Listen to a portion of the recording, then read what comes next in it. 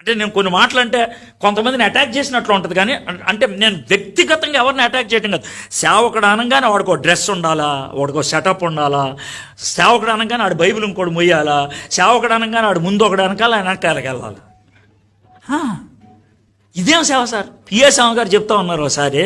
ఆయన ఏమంటే ఓసారి అంట ఆయన పొన్నూరు దగ్గర ఒక ఊరు వెళ్ళాడంట. పొన్నూరు దగ్గర ఊరు వెళ్తే ఆ ఊరు వెళ్తే వాళ్ళకి టాయిలెట్ లేదంట.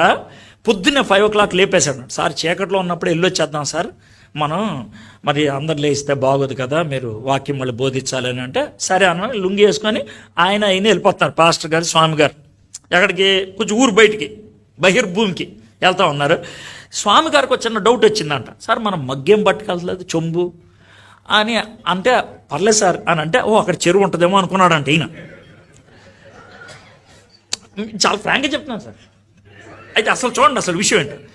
అయితే కొంచెం దూరం వెళ్ళేప్పటికీ ఒక కుర్రోడు 10-12 ఏళ్ళు ఉంటాయంట, 2 మగ్గులు పట్టుకొని నడుచుకుంటూ వెళ్తున్నాడంట.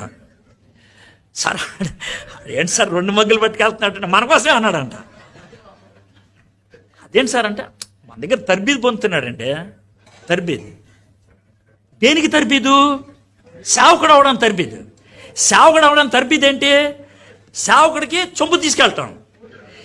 అప్పుడు స్వామి గారు అన్నారంట, సార్ బాగా తర్బిదిస్తున్నారు, ఈయన మీకు చొమ్ము మోసుకెళ్తున్నాడు, మీ అంతటా అయ్యేటప్పటికి ఇంకోటి వచ్చి కడిగారా అంటాడని అన్నాడు.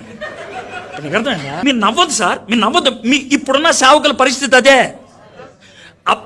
సార్ పిచ్చ కోపం వచ్చేస్తుంది నాకు. నేను చాలా మంది చూశాను సార్, చూశాను.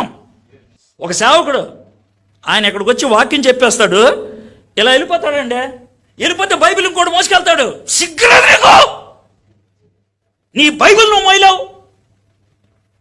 నువ్వు ఇంకేం సావడి? ఎవరి సావడి నువ్వు? ఆ టైటిల్ అన్నా మార్చుకోలేదు, బతుకన్నా మార్చుకో. చాలా ఊళ్ళల్లో క్రైస్తవ కమిటీలు అంటే ఏంటి తెలుసా? డాన్.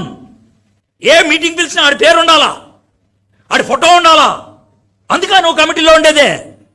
అదే నీ సేవకత్వం. మీరు ఒకవేళ ఎవరన్నా హత్య అయితే చాలా ప్రైజ్ ది లార్డ్, పని జరిగిందని అర్థం.